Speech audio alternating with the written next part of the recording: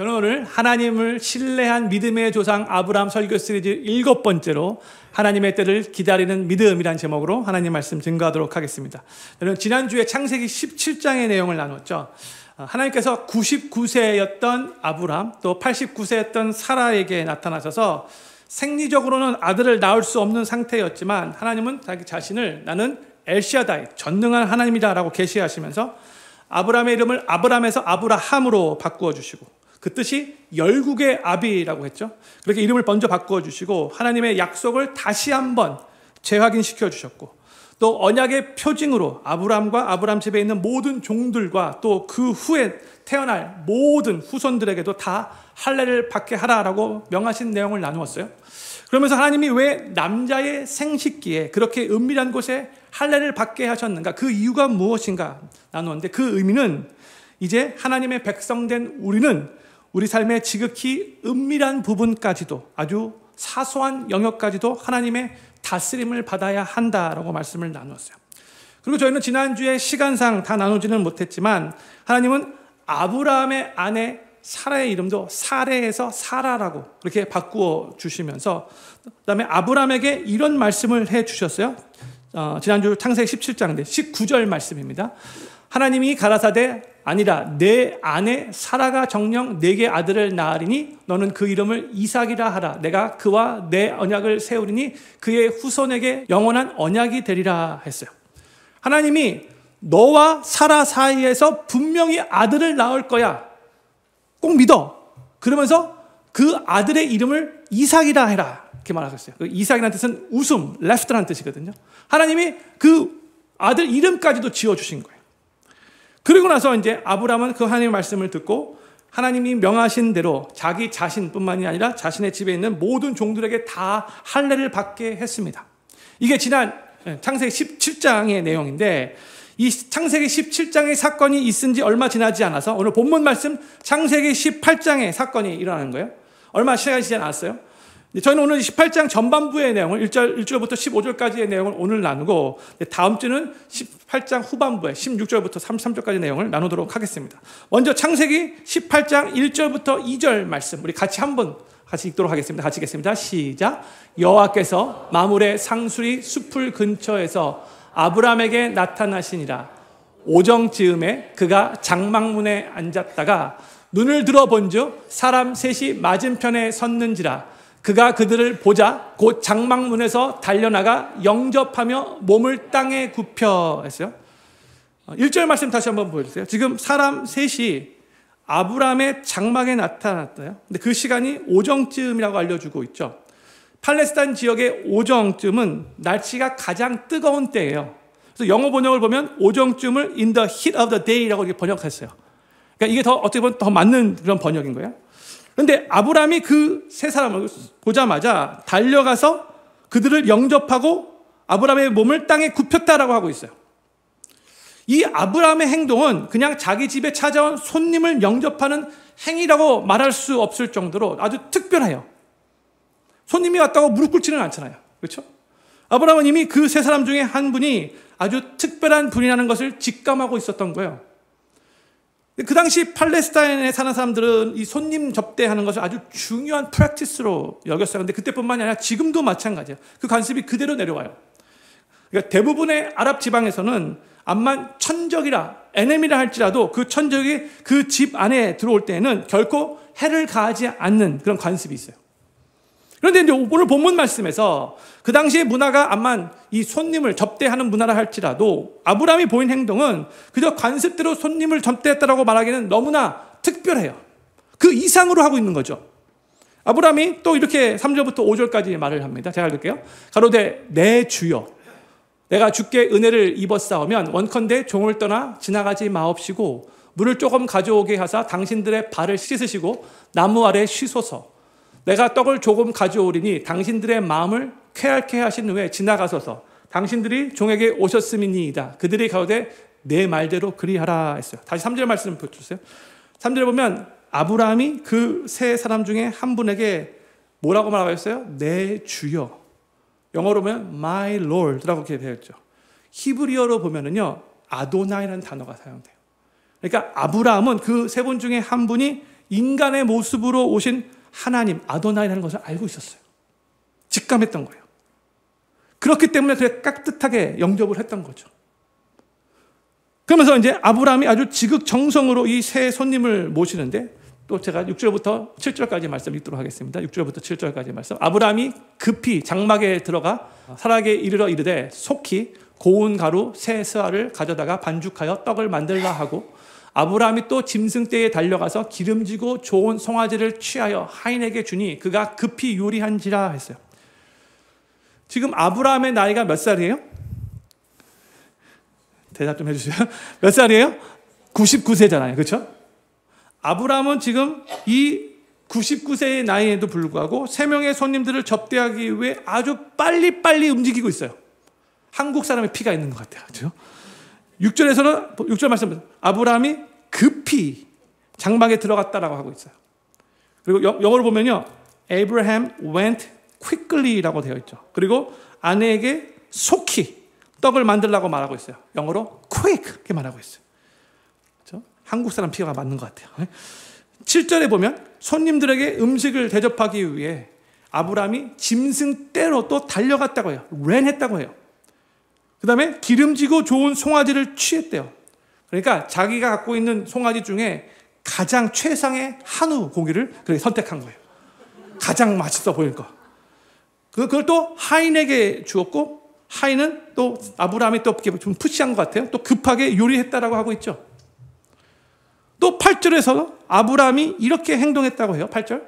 아브라함이 버터와 우유와 하인이 요리한 송아지를 가져다가 그들의 앞에 진설하고 나무 아래 모셔섬에 그들이 먹으니라 했어요. 아브라함은 지금 엄청난 부자예요. 종들이 많이 있어요. 그런데 본인이 지금 직접 손님을 대접하기 위해서 지금 방금 전에 요리된 고급 한우 요리뿐만이 아니라 버터와 우유까지도 자기가 직접 지금 손님을 앞에 앞에 뒀대요. 서브했대요. 팁 받고 싶어서 그런 거예요? 아니겠죠. 지금 최선을 다해서 지금 아브라함이 이분들을 지금 환영하고 접대하고 있는 거예요. 그리고 보세요. 이 손님들이 식사할 때에 그들의 모든 필요에 즉각적으로 수정할 수 있기 위해서 옆에 서 있었대요. 영어로 보세요. He stood by them under the tree while they ate. 먹을 때 딱 지켜보고 있었던 거예요. 혹시 뭐 필요한 거 있으면 곧바로 들러. 아브라함에게 종이 많이 있었어요. 아브라함 지금 나이가 99세예요. 지금 그 시간은 그 당시에 가장 더운 때, 정오쯤이에요. 아브라함이 지금 자기 스스로 막 달려가서 급히 가장 최상의 그 송아지를 잡아가지고 요리하라고도 막 시키고, 그다음에 자기가 직접 옆에서 감독까지 하고 끝나자마자 곧바로 또 가지고 와서 직접 자기가 다 서브하고, 자기는 옆에 서서 손님들을 정성스럽게 지금 서브하고 있는 모습, 그림 그려지죠? 아브라함은 그 세 손님 중에 한 분이 하나님이라는 것을 직감했기 때문에 그랬던 거예요. 성도님들, 하나님이 오늘 우리 집에 혹 찾아오신다. 그러면 어떻게 준비하실까요? 똑같이 숟가락 하나 더 놓지 않겠죠. 그래도 최선을 다해서 하나님께 제일 좋은 거 드리고 싶은 마음이 있겠죠. 지금 아브라함이 바로 그런 마음이에요. 그러면 세 분 중에 한 분은 하나님이었다고. 그러면 나머지 2명은 누구인가? 다음 주 본문 말씀인데 18장 22절에 보면 그 사람들이 거기서 떠나 소돔으로 향하여 가고 있어요. 거기서는 이제 아브라함의 장막을 떠나서 소돔으로 향했다라고 하고 있어요. 2사람. 근데 그 사람들인데, 그 사람들은 3명 중에 2명을 얘기하는 거예요. 뭘 보면 아느냐? 창세기 19장 1절을 보면은 이 18장 22절에서 아브라함의 장막을 떠났던 그 사람들에 대해서 말해주고 있는데, 19장 1절에 날이 저물 때에 그 2 천사가 소돔에 이르니 하셨어요. 그러니까 19장에서는 그 2 사람이, 아브라함의 장막을 먼저 떠났던 2 사람이 천사였다는 것을 우리들에게 알려주고 있어요.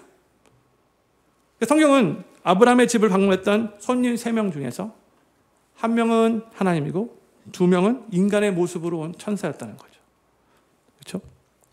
근데 그 인간의 모습으로 오신 하나님, 하나님 어떻게 또 성경에서 말해주고 있냐면 창세기 18장 22절이 또 이렇게 기록되고 있어요. 그 사람들이 거기서 떠나, 아까 2명의 천사를 말한 거예요. 떠났어요. 근데 소돔으로 향하여 가고 아브라함은 여호와 앞에 그대로 섰더니, 1명이 남았는데 그 한 명을 여호와라고 말하고 있어요. 근데 이 여호와라는 단어를 영어로 한번 보세요. Before the Lord 하고 적혀 있죠. the 정관사 the 한 다음에 Lord인데 따를 때는 그냥 LORD인데 여기는 다 대문자 L, 대문자 O, 대문자 R, 대문자 D. 성도님들 영어 성경, 한국말 영어 성경 같이 있는 거 보다가 영어 성경에 the capital Lord 다 써 있으면 이거는 여호와라는 단어를 이렇게 성경이 번역을 한 거예요. The Lord 다 대문자. 그렇죠? 지금 아브라함이 2명의 천사가 떠난 다음에 여호와 The Lord 앞에 섰대요. 이제 신학적으로 하나님께서 이렇게 인간의 모습으로 나타나신 것을 하나님의 현현이라고 그렇게 표현해요. 하나님의 현현. 그렇죠? 근데 오늘 본문 말씀을 계속해서 이어갈게요. 아브라함이 아주 정성스럽게 준비한 음식을 먹은 이 3명의 손님이 그 다음에 이제 아브라함에게 질문을 합니다. 오늘 본문 9절 내용이에요. 9절. 그들이 아브라함에게 이르되 내 아내 사라가 어디 있느냐? 대답하되 장막에 있나이다 했어요. 지금 이 세팅은요. 아브라함의 장막 밖에서 아까 뭐 나무 밑에서 서 있다고 그랬잖아요. 그러니까 다 지금 모든 것이 지금 밖에서 일어나고 있는 거예요. 근데 음식을 먹은 다음에 아브라함에게 너 아내 사라 어디 있니? 했을 때 사라는요 장막 안에 있습니다. She is in the tent라고 답변을 했죠. 지금 사라는 그들과 함께 있지 않고 장막 안에 인사이드에 있는 거예요. 이걸 이해하는 게 중요합니다. 지금 그 장막 안에 사라가 있고 그 다음에 10절 말씀 보세요. 그때 그가 가라사대 기한이 이를 때에 내가 정녕 내게로 돌아오리니 내 아내 사라에게 아들이 있으리니 하시니 사라가 그 뒤 장막문에서 들었더라 했어요. 여기서 10절에서 그가라고 시작하는데 한국말은 그가 잘 헷갈리지만 영어로 보면 the Lord가 다시 나오고 있죠. 우리 여호와 하나님이 말씀하시는 거예요. The Lord said. 그렇죠? 그가 하나님 말씀하시는데 한국말로는 기한이 이를 때에 정녕 내게로 돌아오리라 라고 그렇게 번역되었지만 영어로 보세요. I will surely return to you about this time next year. 이렇게 번역됐어요. 내가 지금부터 정확히 1년 후에 정녕, surely 다시 돌아올 거야. 그런데 그것으로만 끝나지 않죠. 1년 후에 정확하게 돌아올 텐데 그때에 너의 아내 사라는 아들을 갖고 있을 거야. 이렇게 말하고 있어요. 바로 그때에 사라가 장막 안에서 뭐를 하고 있었대요? 그 뒤 장막문에서 들었더라. 그렇죠? 그러니까 지금 사라가 밖에 특별한 손님이 온 걸 알고 있어요. 그래서 아브라함이 하는 거 보니까 특별한 분이에요. 근데 본인은 밖으로 나오지 않고 장막 안에 계속 있는 거예요. 근데 장막 안에서 뭐라고 말하고 있는가 귀를 쫑긋하고 듣고 있는 거죠. 안 듣는 것 같이 행동하지만 다 듣고 있는 거. 이거는 4,000년 전이나 지금이나 비슷한 것 같아요. 그렇죠? 다 쫑긋하고 다 듣고 있어요. 바로 이 상황에서 성경 저자는 지금 아브라함과 사라가 어떠한 상태에 있었는가 이 성경을 읽고 있는 독자들에게 한 가지 리마인드를 하죠. 11절 말씀이에요.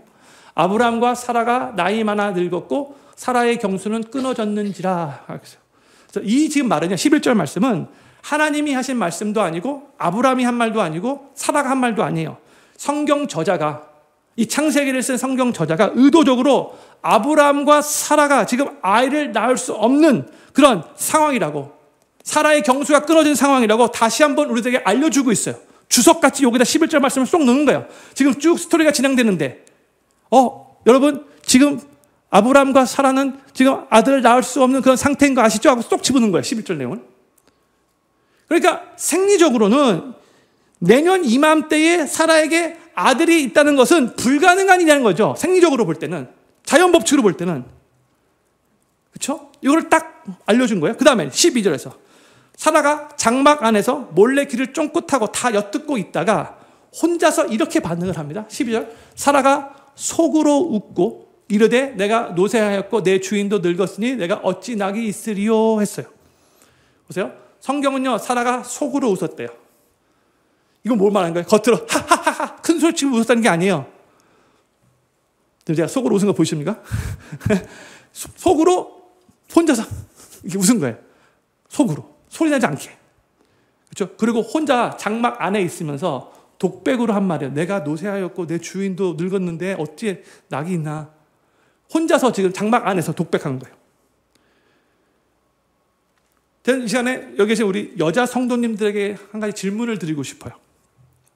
만약 이제 나이가 89세가 되었는데 그 당시에는 사람들이 더 많이 오래 살았으니까 요즘의 시대의 나이로 이렇게 계산해서 오케이, 여자 성도님들이 나이가 60세 정도가 됐다고 생각해 보세요.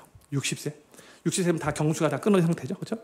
근데 누군가가 어느 날 우리 여자 성도님들에게 와서 1년 후에 아들을 낳을 겁니다 라고 말해준다면 여자 성도님들 그 얘기를 듣고 웃으시겠습니까? 우시겠습니까? Are you going to laugh or are you going to cry? 예? 그 말 듣고 60세 아들 낳으면 당황하겠죠. 많이 당황하시겠죠. 그죠? 지금 그런 상황. 근데 사라는 그 말을 듣고 웃었대요. 그랬더니 하나님이 아브라함에게 이렇게 말씀하세요. 보세요. 지금 사라는 장막 안에서 혼자서 지금 속으로 웃고 혼자서 독백을 한 거예요. 근데 지금 밖에서, 장막 밖에서 하나님이 아브라함에게 이렇게 말씀하세요. 13절 말씀이요. 여호와께서 아브라함에게 이르실 때 사라가 왜 웃으며 이르기를 내가 늙었거늘 어떻게 아들을 낳으리요 하느냐 했어요. 사라가 장막 안에서 몰래 엿듣다가 혼자서 속으로 웃으며 독백한 것을 지금 장막 밖에 있었던 하나님이 다 보고 계시고 다 듣고 계시고 다 알고 계셨던 거예요. 그렇죠? 그러면서 하나님은 다시 이 말씀을 선포하세요. 14절 말씀. 14절 말씀을 같이 읽겠습니다. 시작. 여호와께 능치 못한 일이 있겠느냐? 기한이 이를 때에 내가 내게로 돌아오리니 사라에게 아들이 있으리라 했어요. 이 하나님의 말씀에는 많은 의미가 담겨져 있는 거죠. 아브라함아, 나는 너가 99세인 줄 알고 있고 너 아내가 89세인지 다 알고 있어. 내 아내 사라의 경수가 다 이미 끊어진 것도 다 알고 있어. 생리적으로 볼 때, 자연현상으로 볼 때 너희 부부가 임신하는 거, 불가능한 거 다 알고 있어. 그러나 나에게는 그게 문제가 되지 않잖아. 내가 이미 너에게 나는 엘샤다이, 전능한 하나님이라고 알려주었잖아. 나에게는 능치 못할 일이 없어. 내년 이맘때에 너의 아내 사라에게 아들이 있을 거야. 하나님이 이런 의미로 14절 말씀을 하신 거죠. 말씀하신 거예요. 네? 이제 하나님이 이 말씀을 아브라함에게 한 거예요. 바로 옆에 있었던 아브라함에게. 그런데 이제 그 모든 말을 장막 안에서 듣고 있었던 사라가 이제 밖으로 나온 것 같아요. 15절에서 직접 이제 사라가 말을 해요. 15절 말씀. 사라가 두려워서 승인치 아니하여 가로되 내가 웃지 아니하였나이다. 가라사대 아니라 내가 웃었느니라. 저는 이 구절 읽을 때 너무 웃어서 웃음이 났어요. 보세요. 너무 보세요. 사라가 장막 뒤에서 다 듣고 혼자 흥분했는데 밖에서 지금 하나님이라는 분이 다 지금 막 자기 하고 행동을 다 알고 있는 거예요. 다 말하고 있는 거예요. 두려워졌어요, 갑자기. 그래서 나와가지고 말하는 거예요. 나 안 웃었는데요? 이렇게 말하고 있으니까 하나님이 아니야, 너 웃었잖아. 지금 그렇게 말하고 있는 거예요. 처음에 좀 오리발 내모려고 했는데, 근데 하나님이 정확하게, 나 너 웃은 거 알아. 너 속으로 웃었지만, 뭐, 다른 사람들은 모르겠지만 나는 알아. 그 뜻이에요. 근데 지금 이 상황이 하나님이 사라를 막 책망하면서 나무래는 그런 장면은 아니에요. 그렇게 이해하지 않으면 좋을 것 같아요. 하나님께서 지금 이런 식으로 사라에게 말씀하시는 거라고 생각하시면 좋을 것 같아요. 사라야, 너는 지금 89세가 되어서 경수가 다 끊어졌는데 아들을 임신한다고 하니까 그 소리를 들으니까 솔직히 웃음이 나오지. 많이 웃기지. 그러나 나에게는 불가능이 없다는 거 너가 알았으면 좋겠어. 사라야, 방금 전에 무슨 일이 일어났는지 한번 잘 생각해봐. 사라야, 너는 지금 장막 뒤에 혼자 있어서 혼자서 속으로 웃고 혼자서 독백을 말한 건데 장막 밖에서 너가 장막 안에서 속으로 웃은 거, 혼자 독백으로 말한 거 다 듣고 다 알고 있었잖아. 이게 어떻게 가능했지? 전능한 하나님이기 때문에 가능했던 거야. 전지한 하나님이기 때문에 가능했던 거야. 내가 다 알고 있었잖아. 그렇기 때문에 나는 능치 못한 하나님이라는 것을 너가 믿었으면 좋겠고, 나는 너에게 이 상황에서도 불가능한 상황에서도 내가 너의 꼭 1년 후에 아들을 줄 거라는 거 꼭 믿었으면 좋겠어. 내 말을 믿어. 비웃지 말고 믿음으로, 기쁨으로 웃었으면 좋겠어. 이런 의미로 말씀하셨다고 생각이 들어요. 저는 오늘 이 말씀을 통해서 저희가 이미 지난주에 창세기 17장의 내용을 나누면서 전능하신 하나님에 대한 내용을 나누었기 때문에 이 전능하신 하나님에 대한 내용은 나누지 않고 또 다른 여기서 중요한 핵심 포인트 하나가 나오는데 그게 뭐냐면 하나님의 타이밍, 하나님의 때에 대해서 성도님과 오늘 좀 깊이 말씀을 나누고 싶어요. 사라가 혼자서 속으로 웃고 독백으로 내가 어떻게 이 늙은 나이에 아들을 낳을 수 있지라고 그렇게 말했을 때에 그때 하나님께서 14절에서 이렇게 말씀을 하셨어요. 다시 14절 말씀. 여호와께 능치 못할 일이 있겠느냐? 기한이 이를 때에 내가 너에게 돌아오리니 사라에게 아들이 있으리라 말씀. 하나님이 전능하신 하나님인데 하나님에게는 능치 못한 일이 없다라고 말씀하시면서 근데 보면서 하신 말은 뭐예요? 때가 되면 기한이 이르면 영어로 at the appointed time이 되면 아들이 있으리라 라고 하나님 막 약속하신 거죠. appointed time, 기한 말하고 있어요. 그리고 창세기 21장 1절과 2절에 가서 이런 말씀이 기록되어 있어요. 1절, 2절 같이 읽겠습니다. 시작. 여호와께서 그 말씀대로 사라를 권고하셨고 여호와께서 그 말씀대로 사라에게 행하셨으므로 사라가 잉태하고 하나님의 말씀하신 기한에 미쳐 늙은 아브라함에게 아들을 낳으니 했어요. 아브라함의 나이가 늙었다고 다시 한번 성경적으로 알려주고 있죠. 아브라함의 100세가 되었을 때 아들 이삭을 낳았대요. 그런데 아까 읽었던 창세기 18장 14절과 지금 방금 전에 읽었던 창세기 21장 2절에서 반복되는 단어가 있죠. 뭐예요? 기한. 기한. 창세기 18장 4절에서 기한이 이를 때에 라고 하나님이 말씀하셨는데 창세기 21장 2절에서 하나님이 말씀하신 기한에 그 타이밍에 아들을 낳았다라고 하고 있어요. 이 기한이라는 단어가 영어로는 at the appointed time이라고 번역되어 있어요. 그러니까 이 기한이라는 뜻은 바로 하나님이 정하신 시간이에요. God's appointed time이라는 뜻이에요. 저희가 오늘 이 하나님이 정하신 시간에 대해서 깊이 생각해 보고 싶은 거예요. 하나님이 정하신 God's appointed time. 하나님께서 제일 처음에 아브라함에게 나타나서 약속의 말씀을 주셨을 때는 아브라함의 나이가 75세였어요. 창세기 12장. 아브라함이 하란 땅에서 자기 가족들과 살고 있었는데 하나님이 아브라함에게 너 본토 친척 아비 집을 떠나 내가 앞으로 너에게 지시할 땅으로 가라. 내가 그 땅에서 너에게 창대케 할 거야. 너에게 큰 민족을 이루게 할 거야. 약속해 주셨죠. 그래서 하나님의 그 약속의 말씀 붙잡고 아브라함은 본토 친척 아비 집을 떠났어요. 정확한 목적지도 하나님이 알려주지 않았지만 하나님이 가라고 하셨기 때문에 그쪽 방향으로 먼저 갔고 하나님께서 그 가나안 땅에 딱 도착했을 때 여기야 라고 알려주신 거예요. 그렇죠? 순종하는 마음으로 딱 온 거예요. 그러면 그렇게 어려운 순종을 했는데 가나안 땅에 도착해서 하나님이 아브라함에게 곧바로 아들을 주면 얼마나 좋아요. 당연히 아브라함도 곧바로 아들을 얻을 거라고 기대했겠죠. 그런데 그게 75세였는데 지금 하나님은 25년이 지나고 나서 그때 25년 후에 아들을 준 거예요. 그리고 중간중간에 아브라함이 헷갈리고 두려워하고 고민되고 막 그럴 때 그때 나타나셔가지고 약속을 재확신시켜 주시기는 하셨지만 언약을 맺기는 하셨지만 아들은 주지 않으셨잖아요. 그냥 아들 주면 더 좋을 텐데 아들은 안 주고 약속만 재확신시켜 줬어요. 이렇게 흥분한지 모르겠네. 아브라함의 입장에서 볼 때는 하나님 그냥 아들만 주시면 어때요? 이런 생각이 들었을 거예요. 왜 자꾸 그냥 약속만 해주시고 아들은 안 주는 거예요? 이런 생각이 들었겠죠. 근데 이제 오늘 저희가 하고 싶은 질문이 이거예요. 왜 하나님은 이 아브라함에게 또 사라에게 25년이란 긴 시간을 기다리게 하신 후에 그 후에 아들 이삭을 주셨는가? 왜 그런가? 그 이유가 뭔가?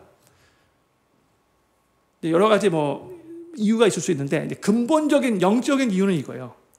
하나님께서 처음부터 이삭의 출생의 시기를 바로 이때로 정하셨기 때문인 거예요. Because it was God's appointed time. 이렇기 때문에 그런 거예요. 아브라함과 사라에게는 그 시간이 상당히 길게 느껴졌을지 몰라도 그 처음부터 하나님께서 정해놓으신 하나님의 타이밍이었다는 거예요. 우리 하나님은 하나님이 하시는 일에 때를, 기한을 정해놓고 하나님의 계획 가운데 계획에 맞춰서 일하시는 분이세요. 우리는 계획 없이 무계획으로 그냥 스판테니어스하게 일할 때도 많이 있지만 하나님은 절대 그러신 분이 아니에요. 그리고 우리는 하나님의 그 때를, 그때가 언제인가 정확하게 우리는 알 수 없죠. 인간의 입장에서는. 왜냐? 하나님이 우리들에게 그때를 알려주시지 않기 때문에. 그래서 우리는 정말 답답해요. 그리고 하나님께서 우리가 답답해하고 있을 때에 우리들에게 하나님께서 좀 더 남았어. 한 2, 3년만 더 이렇게 말해주면 괜찮을 텐데 하나님이 그냥 그런 말씀 안 해주시고 그냥 침묵하고 계실 때가 너무나 많아요. 만약 하나님께서 아브라함에게 처음 나타나서 75세 때 약속의 말씀을 주실 때 아브라함아 딱 25년만 기다려. 25년 길게 느껴지겠지만 그래도 내가 너 나이 100세가 되면 그때 아들을 줄 거야. 만약에 이렇게 정확하게 말씀해 주셨다면 모든 게 쉬웠을 거예요. 그렇죠? 아 이제 15년 남았다. 아 이제 10년 남았다. 아 이제 5년 남았다. 아 이제 1년 남았다. 이제 이렇게 시간을 타이밍을 대하면서 더 쉽게 기다릴 수 있었을 거예요. 그러나 하나님은 먼저 그 정하신 기한을 아브라함에게 알려주지 않았죠. 딱 1년 전에 이때 알려주신 거예요. 우리도 하나님께서 하나님의 그 appointed time, 정하신 시간을 알려주지 않기 때문에 많은 때에 답답하게 느껴요. 잘 이해가 되지 않아요. 그래서 속상해요. 근데 우리는 그 기간 동안 하나님 바라보며 하나님의 약속의 말씀 붙잡고 계속해서 믿음으로 그 하나님의 때를 기다릴 수 있어야 돼요. 저는 그동안 한 30년 이렇게 사역을 해왔는데 제가 성도님들 여러분들 이렇게 만나면서 이런 얘기 저런 얘기 참 많이 들었는데 성도님들 중에 그 어떤 분도 하나님께서 일하실 때 보면 너무 서두르신 것 같아요. 이렇게 말하는 성도님이 아무도 없어요. 하나님은 항상 우리가 생각하는 것보다 훨씬 더 늦게 훨씬 더 천천히 일하시는 분이세요. 왜 하나님 이렇게 빨리빨리 일하지 않으신지 모르겠어요. 우리 한국 사람들은 이 빨리빨리 피가 흐르기 때문에 하나님의 이 느긋하심이 너무나 힘들어요. 그렇죠? 우리는 조급한데 하나님은 하나도 안 조급하셔. 하나님은 항상 느긋해 보이셔. 그러니까 우리가 답답한 거죠. 근데 우리가 항상 기억해야 할 것은 우리 하나님은 절대로 서두르시는 분이 아니시고 절대로 늦으신 분이 아니시라는 거. Our God is never late. 하나님은 항상 완벽한 타이밍에 하나님의 시간에 맞춰서 하나님의 계획에 맞춰서 딱딱딱 정확하게 일하시는 분이세요. 나의 시간, 나의 스케줄, 내가 원하는 타이밍대로 일하시면 얼마나 좋겠습니까? 만! 아니에요. 하나님의 시간, 하나님의 스케줄, 하나님의 계획하신 하나님의 타이밍대로 일하시는 거예요. 내가 정해놓은 시간대로 일하시면 나에게는 그때 살짝 좋겠지만 온 우주 만물을 운행하시는 하나님의 입장에서 볼 때는 그때부터 문제가 생기는 거예요. 내가 원하는 그 시간대로 되면. 요한복음 11장에서 예수님께서 죽은 나사로를 살리신 사건이 기록되어 있어요. 이 마리아와 마르다가 나사로의 누이인데 이 나사로가 아주 심각한 병이 들게 되자 사람들을 예수님께 보내어 빨리 와달라고 도움을 요청했어요. 그런데 예수님은 나사로가 심한 병이 들었다는 소식을 듣고 곧바로 나사로에게 가지 않았어요.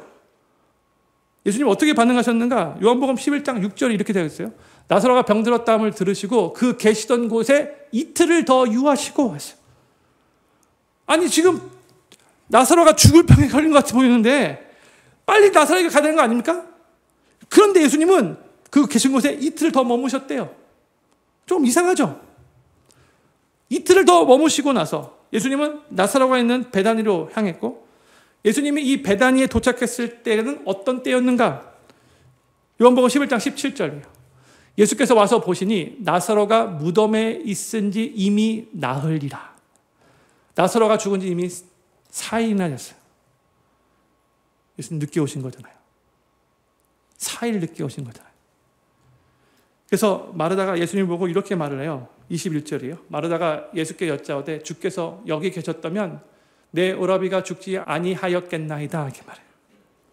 지금 마르다가 예수님께 뭘 말하고 있는 거예요? 주님 너무 늦게 오셨잖아요. 제때 오시지 않으셨어요. 제때만 오셨더라면 나사로 내 오라비가 죽지 않았을 텐데. Lord, you came too late. He's already dead. 이렇게 말씀하셨어요.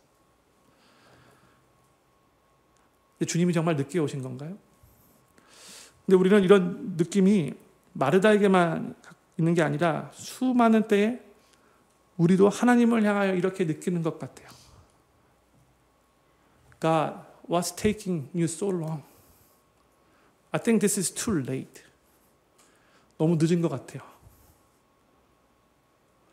우리의 시선으로, 우리의 생각으로 볼 때 늦은 것 같지만 그런데 하나님의 타이밍으로 보면 절대로 늦은 게 아니죠. 하나님은 이걸 통해서도 하나님의 계획이 있으셨기 때문에 그런 거예요. 우리는 모르지만 하나님은 다 알고 계신 거잖아요. 예수님은 주님이 정하신 때에 나타나셔서 나사로를 죽음에서 살리셨어요. 죽은 지 4일이나 되었는데 근데 원래 예수님의 계획은 병든 나사로를 치유하려고 했던 게 아니고요. 죽은 나사로를 다시 살리는 거였잖아요. 그게 주님의 계획이었잖아요.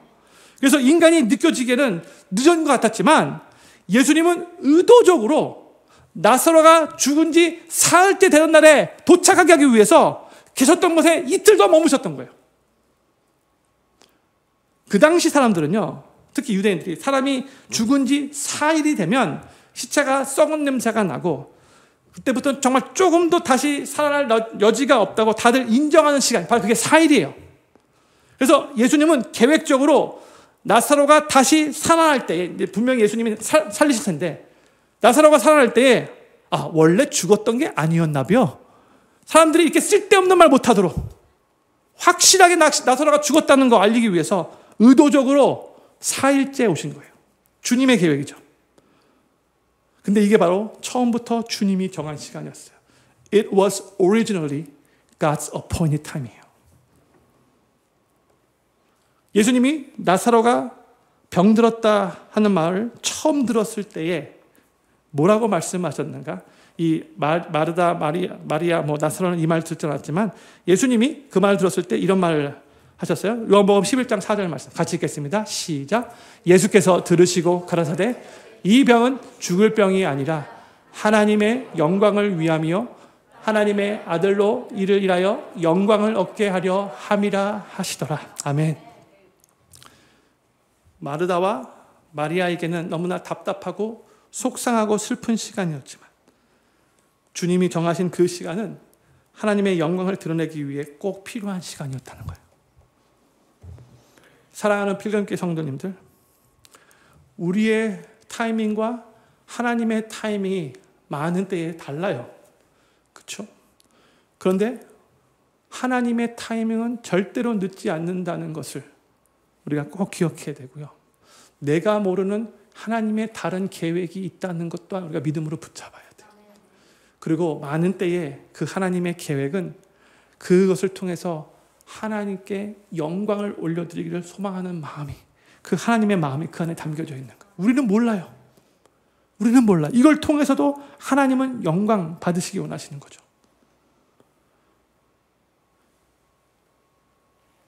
우리가 붙잡아야 할 성경의 진리. 오늘 이 말씀을 준비하면서 너무나 유명한 이 구절이 생각이 났어요. 하나님이 좀 늦으신 것 같이 느껴질 때에 우리가 붙잡아야 할 말씀 잠언 16장 9절이라고 생각해요. 같이 읽도록 하겠습니다. 시작. 사람이 마음으로 자기의 길을 계획할지라도 그 걸음을 인도하는 자는 여호와시니라. 아멘.